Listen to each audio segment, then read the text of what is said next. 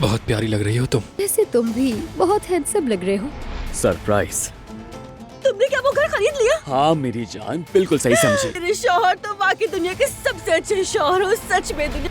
मेरा सारा सामान उसी घर में रह गया है जहाँ मैं छुपा हुआ था। अल्लाह का वास्ता मेरी मदद करें, बस थोड़े से पैसे करवा दें। ये मुझे बहुत ज्यादा याद आता है, बहुत शिद्दत से याद करता हूँ इसे मैं।